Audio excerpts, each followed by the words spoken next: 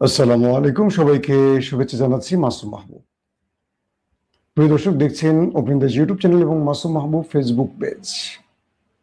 ইনশাআল্লাহ আল্লাহ বাঁচিয়ে রাখলে আগামী কাল থেকে আবারও আপনারা আমাকে স্টুডিওতে ফেরত পাবেন।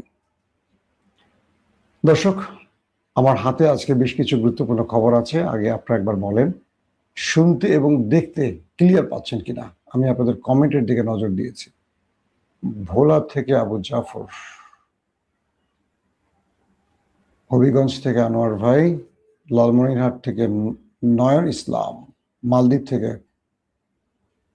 মাসুম ভাই, মালদ্বীপ থেকে, তার নাম কি মাসুম ভাই নাকি আমাকে বলছে। সন্দীপ হরিশপুর থেকে মাহমুদুল হাসান। জি দর্শক, তাহলে শুরু করি। আমেরিকা ইরানের মধ্যে এই যুদ্ধের পর আজকে একটা নতুন দৃশ্যপট তৈরি হয়েছে। এক বাক্যে বললে, যদি আমরা বোঝানোর জন্য বলি, শেষ খেলা ইরান বিজয়ী হয়ে গেছে, আমেরিকা পরাস্ত হয়ে গেছে। কিভাবে? মার্কিন যুক্তরাষ্ট্র ইরান এবং চীনকে দমাতে এসছিল হরমুজ এবং পারস্য সাগর ঘেরাও করার জন্য। পারেনি ঘেরাও করতে। ইরানের জাহাজও বেরিয়েছে, চীনের জাহাজও এখান থেকে বেরিয়েছে। এরপর আমেরিকা বারবারই একটি ফেস সেভিং চাচ্ছিল ইরানের কাছ থেকে। ইরানকে বোঝাচ্ছিল যে আমরা ইসরায়েলের বুদ্ধিতে এসেছিলাম, তোমাদের তো মারটার দিছি, আমরা তো মাইট কম খাই নাই। যদিও আমরা আমাদের দেশের জনগণকে বুঝতে দেই না যে মাইট কেমন খাইছি, কিন্তু আমরা খাইছি। গালফ কান্ট্রিতে আমাদের প্রচুর সম্পদ নষ্ট হয়েছে, প্রচুর সেনা ওপারের গেছে। ইরান দোহাই, এবার চলো আমরা যুদ্ধ বন্ধ করি। ইরান বলছে তোমাকে আমরা বিশ্বাস করি না। তুমি বারবার এই কথা বলো, যখন ধোলাই খাও তখন এই কথা বলো, কিন্তু পেছন থেকে আবার নেতানিয়াহুকে নিয়ে এসে তুমি লেগে যাও যুদ্ধে। পাকিস্তানের ফিল্ড মার্শাল সেনাপ্রধান আসিম মুনির, তিনি ট্রাম্পের বার্তা নিয়ে গেছেন, ইরানের সাথে বৈঠক করেছেন। সে বৈঠকে যে আলোচনা এসছে, সেখানে ইরান শেষ পর্যন্ত রাজি হয়েছে পাকিস্তানের মধ্যস্থতায়। বলা হচ্ছে আজকে দিনের সবচেয়ে বড় ব্রেকিং খবরটি এখন দিচ্ছি। সেটি কি? যুদ্ধ হয়েছে কতদিন? 40 দিন। তারপরে একটা লম্বা সময় গেছে যুদ্ধবিরতি টাইম। আজকে ইরান হরমুজ প্রণালী খুলে দিয়েছে। তার মানে, ঠিক শুনছেন কিনা আবারও বলি, আজকে ইরান হরমুজ প্রণালী খুলে দিয়েছে, খুলে দেওয়ার ঘোষণা দিয়েছে। তার মানে আমেরিকা তার সম্পূর্ণ শক্তি হরমুজে দিয়েও ইরানকে পরাজিত করতে পারেনি। আমেরিকা নিজেই পরাজিত হয়েছে। লাস্ট পর্যন্ত নুনিই আসছে ঘেরাও দিতে, যে ইরান যেহেতু ঘেরাও দিয়ে রাখছে, আমিও ঘেরাও দিয়ে বসে থাকি। কিন্তু আমেরিকাকে কেউ তোয়াক্কা করেনি। এটাই ছিল ট্রাম্পের সবচেয়ে বড় পরাজয়। এরপর পাকিস্তানকে দিয়ে ইরানকে ম্যানেজ করিয়েছে এবং 3 পৃষ্ঠার একটি চুক্তিনামা তৈরি হয়েছে। সেটা হয়তো আমরা পরবর্তী বুলেটিন আপনাদের জানাতে পারবো। সেই 3 পৃষ্ঠায় কি কি বিষয়গুলো চূড়ান্ত সিদ্ধান্তে এসছে। নাম্বার 1। নাম্বার 2, ইরান বলছে যে এখন থেকে হরমুজ প্রণালী দিয়ে সকল জাহাজ বিনা বাধা ঢুকতে এবং বের হতে পারবে। প্রশ্ন হলো, ইরান যে বলেছিল তারা এখান থেকে ট্যাক্স আদায় করবে, এই ব্যাপারটি আসলে কি হবে? এটিও চূড়ান্ত ফলাফল আসেনি। শুধু এটুকু জানা গেছে হরমুজ খুলে দিয়েছে, ট্রাম্পও জেনেছেন এবং ট্রাম্প ইরানকে ধন্যবাদ দিয়েছেন। বুঝতে পারছেন মিস্টার ট্রাম্পের খেলা? তার মানে তিনি ইরানকে ধন্যবাদ দিয়ে এটি প্রমাণ করলেন, এতদিন তিনি চেষ্টা করে সকল শক্তি এনেও, 3টি এয়ারক্রাফট ক্যারিয়ারকে এনেও কিছু করতে পারেনি, বরং 2টো এয়ারক্রাফটে আগুন লাগিয়ে দিয়েছে ইরান মিসাইল অ্যাটাক চালিয়ে। এই অবস্থায় ট্রাম্প ইরান নেপথ্যে কি খেলা চলছে, এটা হয়তো আগামী কয়েক ঘন্টা আমরা বুঝতে পারবো। বলা হচ্ছে 120 টাকা ব্যারেল তেল যখন ইরান হরমুজ খুলে দেওয়ার ঘোষণা দিল, 82 না 88 টাকা চলে আসে ব্যারেল প্রতি তেলের দাম। 120 টাকা থেকে ধাম করে 82 টাকা চলে আসছে তেলের দাম। বলা হচ্ছে আগামী কয়েকদিনের মধ্যে এটা 70-75 টাকা, আরো নিচে 60-62 টাকা চলে আসতে পারে। আগে মেবি ছিল 68 টাকার মতো বা 66 টাকা ব্যারেল। যুদ্ধের কারণে 120-30-এ চলে গেছে। তার মানে পৃথিবীকে ইরান বুঝিয়ে দিল ওয়ার্ল্ড ওয়ার্ডার কন্ট্রোল করে আমেরিকা নয়, এখন ইরান। কি বিশ্বাস হয়নি আপনাদের? আমেরিকা যুদ্ধ করলো, টিকতে পারলো না। আমেরিকা ইউয়ান ঠেকাবার চেষ্টা করেছে, চীনের অর্থ ব্যবস্থা, কারেন্সি, পারেনি। হরমুজ ঘেরাও করতে এসছে বিশাল বহর নিয়ে, পারেনি। ইরানকে মুছে ফেলার, মানচিত্র মুছে ফেলার, সভ্যতা থেকে, বিশ্ব সভ্যতা থেকে ইরানকে ডিলিট করে দেবে ট্রাম্পের ঘোষণা, পারেনি। নিজে শেষ পর্যন্ত যুদ্ধবিরতির চাপ না, প্রস্তাব দিয়ে, অনুরোধ করে আমি পাকিস্তানের মাধ্যমে এটি করেছে। বলা হচ্ছে মিশর, টার্কি এবং পাকিস্তান, এই তিনটি দেশ ইরানকে বুঝিয়ে যুদ্ধবিরতিতে এসছে। ধারণা করা হচ্ছে ইরানের সাথে সমঝোতার ভিত্তিতেই, মানে ইরানের শর্ত মেনে নেবে এই ভিত্তিতেই এটি হয়েছে। ডোনাল্ড ট্রাম্প সাংবাদিক সম্মেলনে কথা বলছেন, তার নিজের শেখানো একজন সাংবাদিক, আপনি জানেন কিনা এটা বাংলাদেশে হয়। আমরা যখন প্রধানমন্ত্রী বিট্রিট করছি, একটা সময় যখন রিপোর্টার ছিলাম, নিউজ এডিটর হওয়ার আগে, তখন আমাদেরকে অনেক নেতারা বলে মৌসুমী প্রশ্নটা করল, বুঝছেন?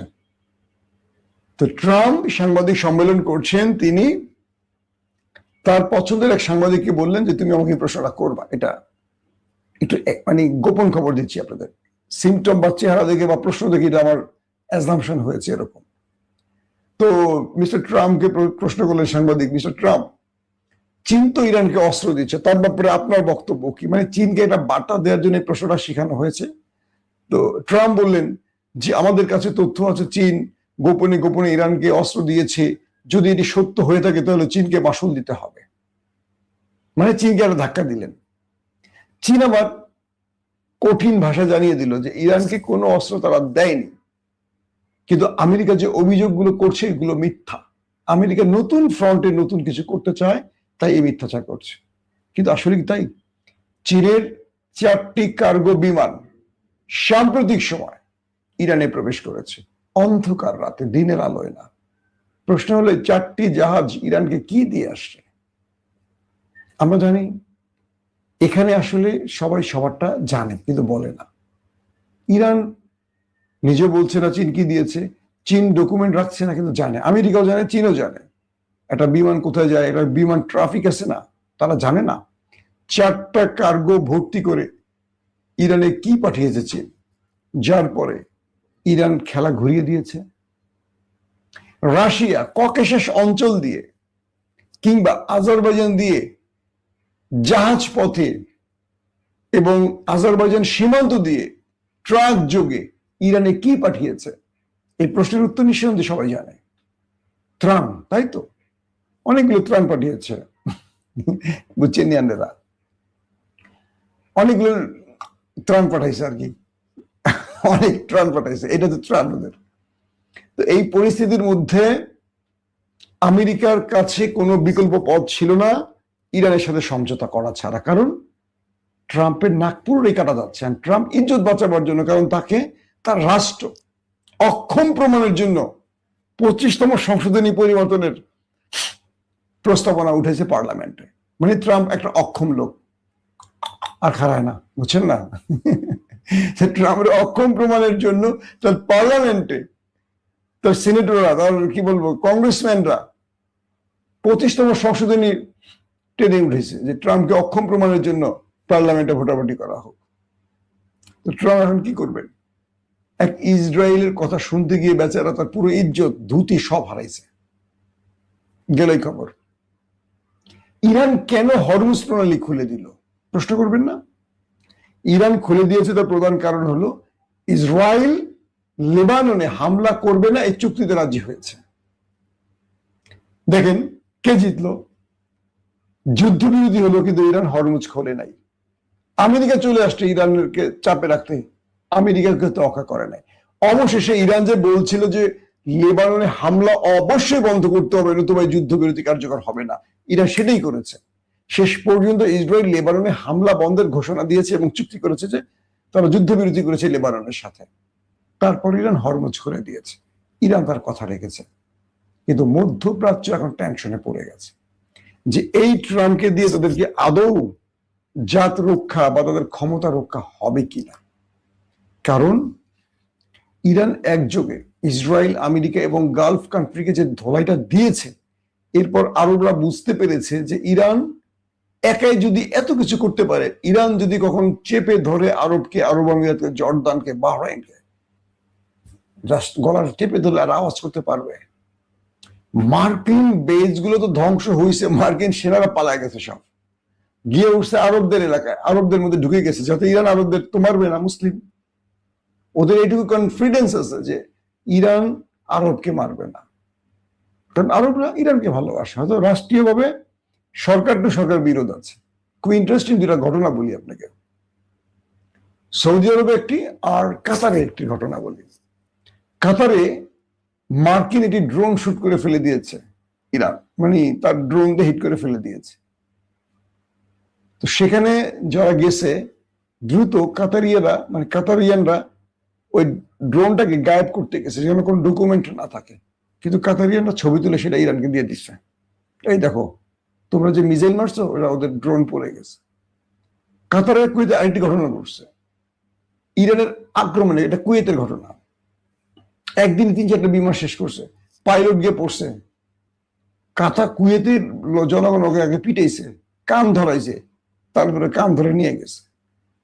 কাতারে মার্কিন ঘাঁটি, মানে মার্কিন সেনা, এটা মার্কিন পাইলট, তাকে কাতারিয়ানরা কান ধরাইছে। ওই কান ধর, কুয়েতের জনগণ, কুয়েতের পক্ষে কিন্তু আমেরিকা, জনগণ ইরানের হয়ে তাদের কান ধরেছে, আমেরিকানদেরকে, পাইলটকে। বাংলাদেশে 100%-এর মধ্যে কত পার্সেন্ট ইরানের পক্ষে, কিন্তু সরকার হয়তো আমেরিকার পক্ষে দাঁড়িয়েছে, আমাদের বিএনপি সরকার শক্ত স্টেটমেন্ট দিতে পারেনি। এই জন্য ইরান অসন্তুষ্ট প্রকাশ করেছে বাংলাদেশের উপর, কারণ আমাদের দেশের সরকারগুলো তো আমেরিকা বসায় নামায়।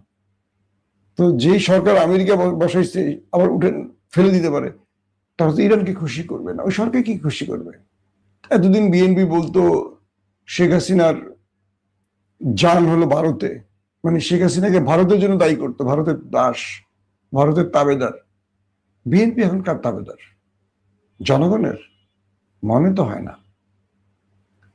তো এই পজিশনে এসে ইরান তার পুরো বিজয়টাকে জাতির সামনে প্রকাশ্যে এনে দেখায় দিল। ট্রাম্প ইরানের প্রশংসা করছে, তারপরও আমেরিকার প্রতি বিশ্বাস নাই ইরানের। তাই কি করছে ইরান? সব রকম প্রস্তুতি তারা রাখছে, যে কোনো সময় আমেরিকা স্থল অভিযান চালালে, কমান্ডার ঢুকাই দিলে খেলা ঘুরাই দেবে ইরান। তবে আমেরিকা বলছে যে ইরানের সাথে তাদের একটি চুক্তি হয়েছে যে ইরান নিউক্লিয়ার বা ইউরেনিয়াম সমৃদ্ধ করবে না, তারা পারমাণবিক বোমা বানাবে না। এই জন্য মার্কিন যুক্তরাষ্ট্র ইরানকে $20 বিলিয়ন দিচ্ছে। ভাববেন না ইরানকে লোন দিচ্ছে, এটা ইরানের পাওনা ছিল, আমেরিকা ফ্রিজ করে দিয়েছিল নিষেধাজ্ঞা দিয়ে। অবশেষে $20 বিলিয়ন ইরান পেতে যাচ্ছে। কাতার রাজি হয়েছে, আরো অনেক দেশ, প্রায় $120 বিলিয়ন পৃথিবীর বিভিন্ন দেশে আটকা পড়ে আছে ইরানের। এই টাকা পেলে একটা দেশ পুরো পাল্টে যেতে পারে। এই টাকাগুলো এখন পেতে যাচ্ছে ইরান। তার মানে ইরানের সকল বিষয়ে ট্রাম্প মাথা নত করে রাজি হয়ে স্বীকৃতি দিয়ে শেষ পর্যন্ত এই যুদ্ধবিরতি পথে আসছে। তবে ইরান বলে দিয়েছে, যদি আমেরিকা বা ইসরায়েল কোনো প্রকার অ্যাডভেঞ্চার করে, কোনো প্রকার যুদ্ধবিরতি লঙ্ঘন করে, এই জন্য ইরানের বাহিনী সর্বোচ্চ প্রস্তুত আছে, ট্রিগারে তাদের হাত আছে, একটু এদিক ওদিক হলে তারা লড়াই শুরু করবে। পাশাপাশি ইরান এটুকু বলে দিয়েছে যে আমরা যে দাবিগুলো দিয়েছি এর প্রত্যেকটি অক্ষর অক্ষরে পালন করতে হবে, নতুবা যুদ্ধবিরতি ভেস্তে যাবে। এই পজিশনে তুরস্কর সাথে ইসরায়েলের মোটামুটি চাপ বাড়ছে। তুরস্ক যে কোনো সময় ফরম্যাটে ঢুকবে বলা হচ্ছে। পাকিস্তান এখানে খুব জটিল হিসেবে খেলছে। পাকিস্তানকে আমেরিকাও বিশ্বাস করে, ইরানও বিশ্বাস করে। তাই পাকিস্তান খুব সফলভাবে কূটনৈতিক চালগুলো দিয়েছে। আবার ইরান পাকিস্তানকে অন্য একটি কারণে সাপোর্ট করছে। এক, তারা নিউক্লিয়ার রাষ্ট্র। 2, পাকিস্তানের প্রায় 80-90% জনগণ ইরানকে সমর্থন করে, এবং পাকিস্তান ইরানকে হয়তোবা এমন কোনো গোপনে মেসেজ দিয়েছে যেটা ইরান খুশি হয়েছে, হয়তো সেটা রাষ্ট্রীয়ভাবে বলা যাচ্ছে না।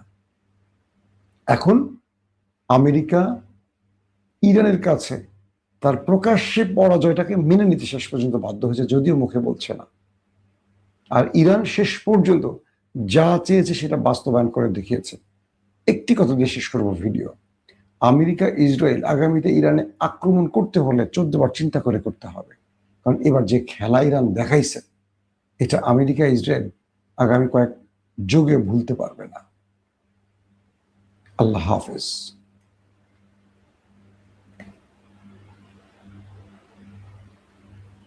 ওপেন দাইস মানে সত্যকে সত্য বলা, মিথ্যেকে মিথ্যে বলা। আমরা শোনা কথা নয়, চোখে যা দেখি তাই বলি।